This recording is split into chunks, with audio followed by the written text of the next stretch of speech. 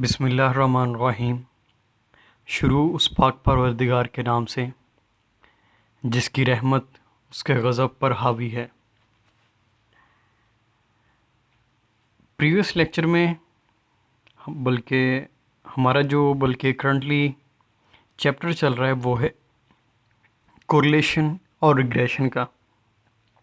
उसी में एक नेक्स्ट टॉपिक है कोएफिशिएंट ऑफ डिटर्मिनेशन। रिग्रेशन में हमने पढ़ा था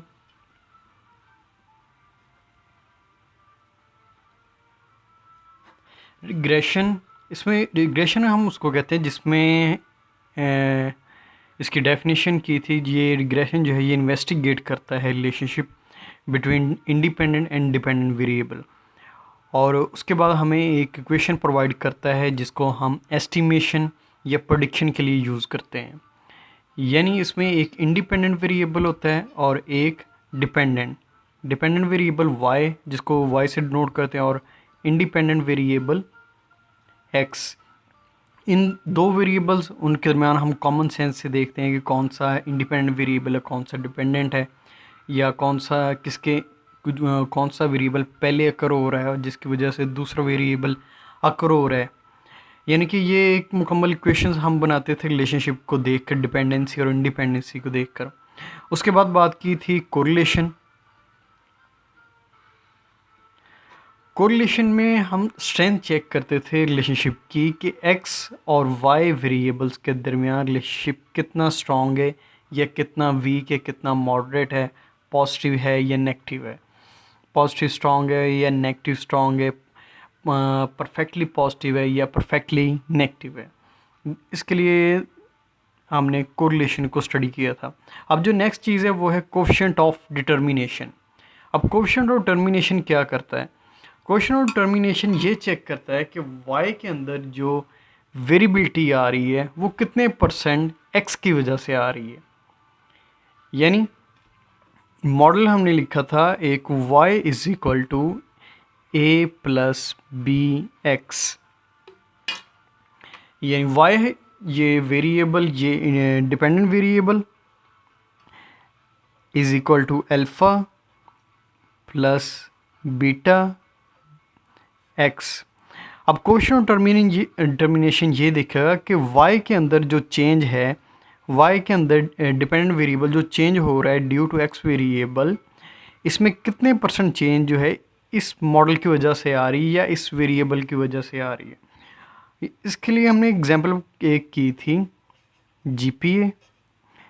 इसको हमने कहा था GPA डिपेंड करती है स्टडी आवर्स के ऊपर, स्टडी आवर्स पर। तो कोएफिशिएंट ऑफ डिटर्मिनेशन अब ये चेक करेगा कि GPA के अंदर जो वेरिएबिलिटी या चेंज आ रही है वो स्टडी आवर्स की वजह से कितने परसेंट है। GPA के अंदर ऑब्वियसली वेरिएशन है, वेरिएशन हमेशा जो है ये या तो 0% होगी या ज़ीरो से लेकर 100 के बिटवीन होगी, 0% या 100%। हर वेरिएबल के अंदर जो चेंज होती है या तो कुछ भी नहीं होती या फिर मुकम्मल एक 100% जिसको हम डिफ़ाइन कर सकेंगे वो चीज़ होती है। अब स्टडी आवर्स जो है ये कुछ ना कुछ वेरिएबिलिटी को GPA को इन्फ्लुएंस करता है।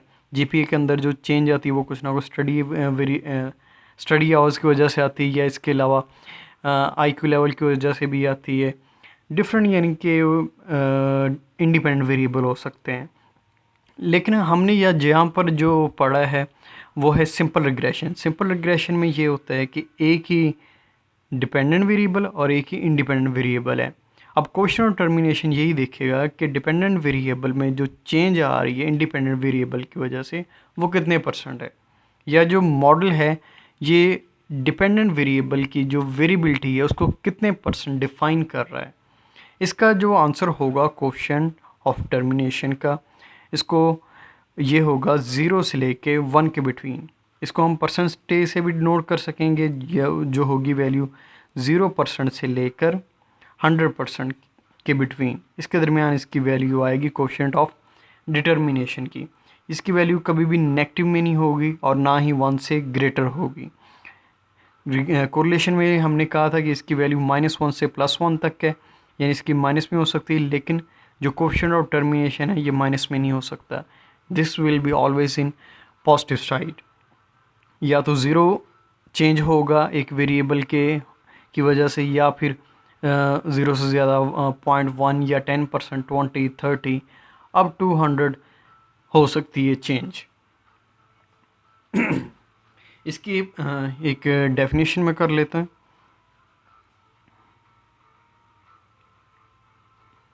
द कोएफिशिएंट ऑफ टर्मिनेशन, मैं इधर इसकी डेफिनेशन लिख देता हूँ।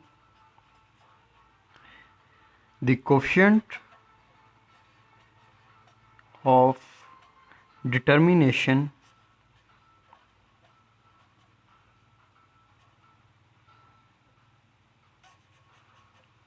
measures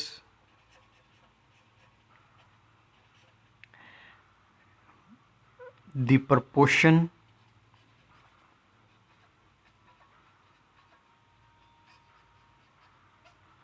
of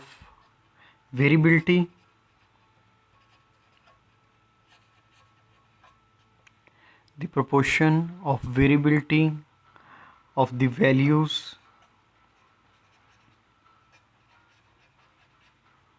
of dependent variable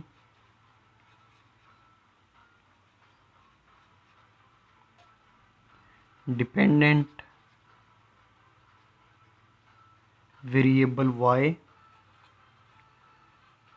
explained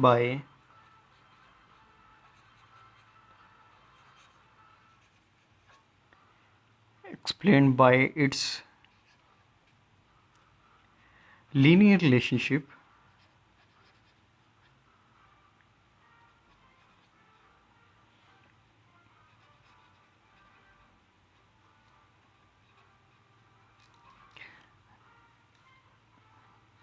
with the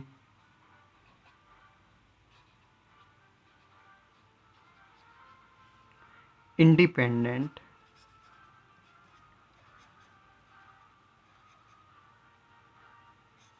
variable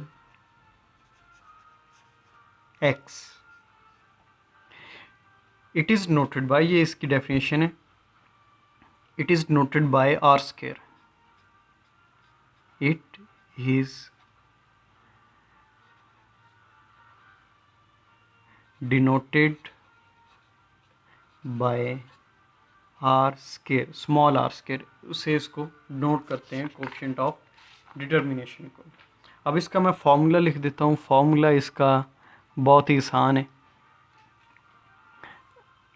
are square is equal to alpha A summation Y plus B summation x Y minus summation Y whole का square divided by N. ये N जो है ये सिर्फ summation Y whole के square के नीचे है, divided by summation Y square minus summation Y whole square over N. Hopefully ये आपको भी बहुत ही आसान लगा होगा फार्मूला। सबसे पहले अल्फ़ा इसको कैलकुलेट करना है, बी को कैलकुलेट करना है, जो वैल्यूज़ आएंगी उसको यहाँ पर पुट करना है। अल्फ़ा का ऑलरेडी हम फार्मूला पढ़ चुके हैं, a is equal to y bar minus b x bar, और यहाँ पर भी बी है तो बी की वैल्यू कैलकुलेट करेंगे। B is equal to n summation x Y minus summation x summation y divided by n summation x का square minus summation x whole का स्क्वायर। मतलब जब भी आपने कोएफिशिएंट ऑफ टर्मिनेशन कैलकुलेट करना है तब आपको थोड़ा सा बस काम करना पड़ेगा। बी का फार्मूला, ये पहले बी की वैल्यू कैलकुलेट करनी, बी से आपको ए की वैल्यू कैलकुलेट करेंगे, बी की वैल्यू को यहाँ पुट करेंगे एक्स बार वाई बार। अब दोनों की वैल्यू मिल गई। अब दोनों की वैल्यूज़ को यहाँ पर पुट करना है और summation y summation x y, ये सारी वैल्यूज़ को जब पुट करेंगे तब आपको आर स्क्वायर की वैल्यू मिल जाएगी। Hopefully it is quite easy as you see. चलें आपको ऐसा करते हैं कि इसका फार्मूला थोड़ा मुश्किल बना देते हैं क्वेश्चन टर्म। ये तो बहुत आसान काम था, ये तो कर ही लेंगे, अब थोड़ा मुश्किल कर लेते हैं। अब मुश्किल काम इस तरह है कि आपने कोरिलेशन का तो फार्मूला पढ़ा ही है। कोरिलेशन के फार्मूले को हम आर से नोट करते हैं, आर से नोट करते हैं तो इसी से हम कोएफिशिएंट ऑफ टर्मिनेशन को कैलकुलेट करेंगे। कोएफिशिएंट ऑफ टर्मिनेशन को कैसे कैलकुलेट करेंगे? आर इज इक्वल टू, मैं कहता हूँ फॉर एग्जांपल जो आंसर आया, हमने एक बल्कि लास्ट वीक एग्जांपल की थी जिसका आंसर आया था 0.66। अब कोरिलेशन का आंसर आ गया, अब इससे हम कोएफिशिएंट ऑफ टर्मिनेशन भी कैलकुलेट कर सकते हैं। बहुत मुश्किल काम है, जस्ट ये करना है कि दोनों तरफ स्केयर लेना है। आर इसका स्केयर इज इक्वल टू 0.66, इसका square is equal to whatever the answer. ये आपका कोएफिशिएंट ऑफ डिटर्मिनेशन होगा, कोएफिशिएंट ऑफ डिटर्मिनेशन, और ये कोरिलेशन के लिए। अब कोरिलेशन का यहाँ पर जो भी आंसर आएगा, मैं कहता हूँ सपोज के that is equal to 0.60। Just suppose कर रहा हूँ, आई डोंट नो क्या आंसर आएगा, ये आपने कैलकुलेट करके बल्कि कमेंट्स में मुझे बता देना। 0.60 इसको हम परसेंटेज में भी कन्वर्ट कर सकते हैं, दैट विल बी 60%। अब इसकी इंटरप्रिटेशन, इस चैप्टर में जो सबसे चीज़ इम्पॉर्टेंट है समझने के लिए वो इंटरप्रिटेशंस। आपको मैं बार बार इस चीज़ के बारे में कह रहा हूँ कि इंटरप्रिटेशंस को लाजमी करें। 60% इसका मतलब क्या है कि 60% वेरिएबिलिटी जो है, अच्छा तो बल्कि मैंने आपको बताया यानी कि कोएफिशिएंट टर्मिनेशन टोटल जो वेरिएबिलिटी होती है वो 100% होती है और मिनिमम जो होती है वो 0% है। अब 60% का मतलब ये है कि जो y के अंदर चेंज आ रहा है वो 60% x की वजह से है, या y के अंदर जो चेंज आ रहा है वो 60% मॉडल की वजह से है, रिग्रेशन मॉडल की वजह से, जो हमने लिखा था ये वाला model alpha plus beta X. 60% change in Y या 60%, अगर कहें कि जीपी और स्टडी आवर्स की एग्जांपल होती, मैं कहता हूँ चलो इसकी आई थिंक बल्कि ये शायद 66% इसी का आंसर था। चलें अगर नहीं तो सपोज ही कर लेते हैं कि जी अगर यही डाटा था, इसी का हमने कोएफिशिएंट ऑफ टर्मिनेशन कैलकुलेट किया तो आंसर आया 60%। तो 60% का मतलब ये होगा कि जीपी के अंदर जो 60% चेंज आ रही है वो स्टडी आवर्स की वजह से है, और बाकी 40% दूसरे फैक्टर्स की वजह से है। दूसरे फैक्टर मतलब आईक्यू लेवल भी हो गया इसमें जो है हाउस डिस्टेंस भी हो गया, या फैमिली स्टेटस भी हो आ जाता है कि ये भी डिपेंड, इससे भी जीपीए पर इफेक्ट होता है, या एक स्टूडेंट जो है वो जॉब करता है पार्ट टाइम में ही, ये भी उसके जीपीए पर इफेक्ट करती है चीज़ें। अब जितने ज़्यादा हम इंडिपेंडेंट वेरिएबल अपने मॉडल के अंदर इंक्रीज़ करते जाएंगे, हमारा जो कोएफिशिएंट टर्मिनेशन उसकी वैल्यू इंक्रीज़ करती जाएगी। क्योंकि अगर सिंपल हमने स्टडी आवर्स से हमने कैलकुलेट किया कोएफिशिएंट टर्मिनेशन, उसकी वैल्यू आ गई 60%, कि जिस 60% जो जीपी में चेंज है वो स्टडी आवर्स की वजह से। अगर मैं इसमें ऐड कर देता हूँ प्लस आई क्यू यानी कि ये मॉडल फिर बन जाएगा, इसको फिर हम कहेंगे x1 b, ये b1, ये b2, x2, इसी तरह ऐड करते जाते हैं जितने वेरिएबल्स हो, b3, x3, b4, x4, whatever, unlimited variables आ सकते हैं। लेकिन जैसे जैसे हम वेरिएबल इंक्रीज़ करते जाएंगे कोएफिशिएंट टर्मिनेशन इंक्रीज़ होता जाएगा। जब सिर्फ स्टडी आवर्स था तब 60% आया, तो जब आई क्यू ऐड किया तो पॉसिबल है कि इसका आंसर 65% आ जाए। जब यहाँ पर हमने एक हॉस्टल लाइफ उसका वेरिएबल भी चेक किया, अच्छा जी स्टूडेंट हॉस्टल लाइफ में रह रहा है या इसका पर्सनल एक अपने घर से आ रहा है, ये भी इफेक्ट करती है चीज़। तो इस चीज़ के ऐड करने से भी जो है क्वेश्चन टर्मिनेशन पॉसिबल है 68% हो जाए, या हाउस डिस्टेंस ये भी एक वेरिएबल है इंडिपेंडेंट, के जी स्टूडेंट एक यूनिवर्सिटी के सामने से आ रहा है और एक बच्चा जो है ये 40 किलोमीटर दूर से आ रहा है, ये भी इफेक्ट करेगा जीपीए के ऊपर। जस्ट कहने का मतलब ये हम जितने ज़्यादा वेरिएबल्स ऐड करते जाएंगे उसकी वजह से जो कोएफिशिएंट टर्मिनेशन की वैल्यू वो इंक्रीज़ होती जाएगी। अब 60% है, इसके लिए मैं एक जनरल इंटरप्रिटेशन आपको बता देता हूँ। 60% value shows the variability in y independent variable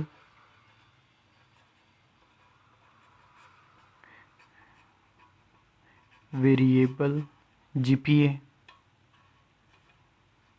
जो भी एग्जांपल हो उसको आपने ब्रैकेट्स में लिख देना। Dependent 60% value shows the variability independent variable GPA due to independent variable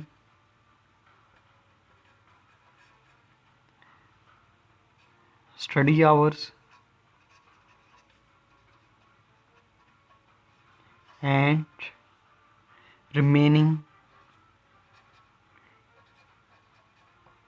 हमने ये तो बता दिया कि 60% जो वाई में चेंज है वो स्टडी आवर्स की वजह से, लेकिन साथ में हमने ये भी बताना है जो बाकी बची है 40% वेरिएबिलिटी वो कहाँ से आई है। उसके लिए हम लिखेंगे and remaining 40% variability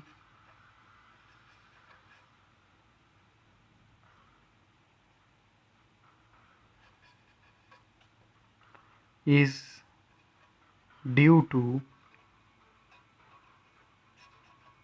other factors।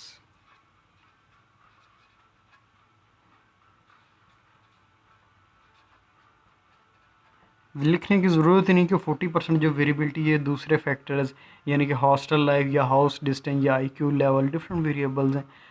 ज़रूरत ही नहीं इतने ज़्यादा वेरिएबल को लिखने की। कहानी ख़त्म करें, जस्ट इतना लिखें कि 40% variability is due to other factors. इतना काम है।